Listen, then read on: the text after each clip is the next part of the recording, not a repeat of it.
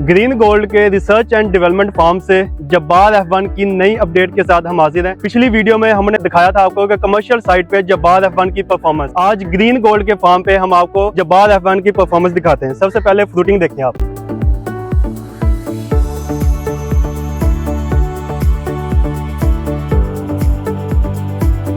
ये सारी की सारी जब्बार F1 की फ्रूटिंग है।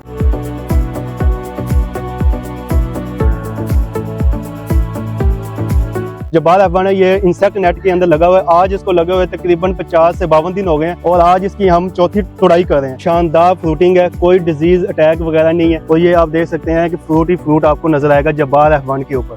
तो इसीलिए अगर आप अच्छी पैदावार हासिल करना चाहते हैं तो ग्रीन गोल्ड का जब्बार F1 लगाएं और शानदार मुनाफा कमाएं। इसलिए हम कहते हैं green gold is the dream gold.